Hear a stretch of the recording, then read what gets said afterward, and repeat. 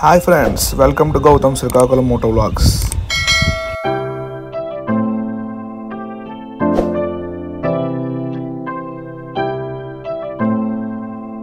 Hi friends, ఈరోజు అయితే నేను మా ఫ్రెండ్ వంశీ అలాగే మా అన్నయ్య ఫనీ కలిసి సీతంపేట ఎన్టీఆర్ అడ్వెంచర్ పార్క్ అయితే వెళ్తూ ఉన్నాం. చాలా రోజుల నుంచి నేనైతే యూట్యూబ్లో వీడియోస్ అప్లోడ్ చేయలేదు. నాకు చిన్న చిన్న పనులు ఉన్నాయి, అందువల్ల నేను యూట్యూబ్లో వీడియోస్ అప్లోడ్ చేయలేకపోయాను. ఇక్కడ నుంచి మన వీడియోస్ డైలీ వస్తాయి.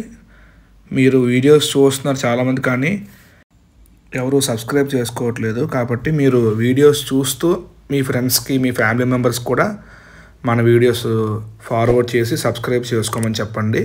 ఎప్పటి నుంచో మేమైతే సీతంపేట వీడియో చేద్దాం అనుకుంటున్నాం, కానీ ఏవో పనుల వల్ల అవ్వట్లేదు. ఫైనల్గా ఈరోజు అయితే మేము స్టార్ట్ అయ్యాం. మన శ్రీకాకుళం నుంచి ఫస్ట్ సీతంపేట వెళ్ళాలంటే పాలకొండ వెళ్ళాలి. పాలకొండ నుంచి అప్పుడు సీతంపేట వెళ్ళాలి. టోటల్ డిస్టెన్స్ అయితే మనకి శ్రీకాకుళం నుంచి సీతంపేట ఒక 55 కిలోమీటర్స్ వస్తుంది.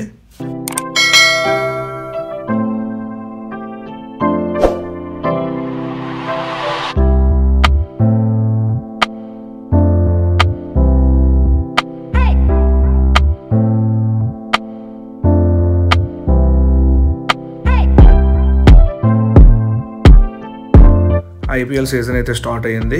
మీ ఫేవరెట్ ఐపీఎల్ టీం ఏదో కామెంట్ బాక్స్లో కామెంట్ చేయండి. నా ఫేవరెట్ టీం అయితే సిఎస్కే.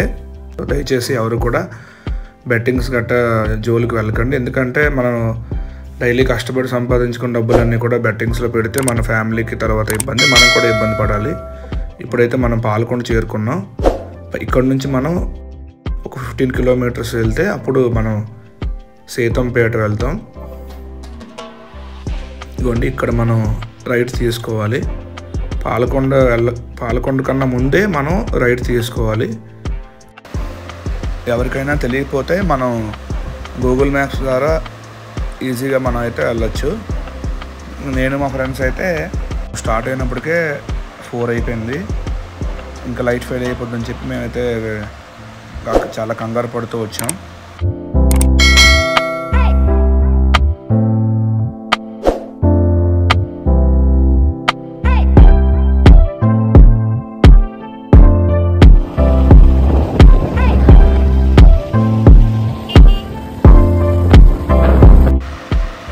ఇదేదో చాలా పెద్ద యాక్సిడెంట్ అయినట్టుంది. పోలీసులు అందరూ కూడా ఇక్కడ ఉన్నారు.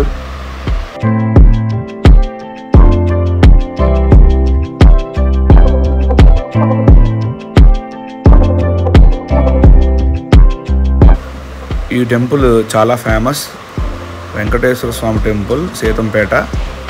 మేమైతే వెళ్దాం అనుకున్నాం, కానీ మనం సీతంపేట పార్క్ వ్లాగ్ చేద్దామని వచ్చాం కాబట్టి మేమైతే వెళ్ళలేకపోయాం. నెక్స్ట్ టైం తప్పకుండా మనం వెళ్దాం.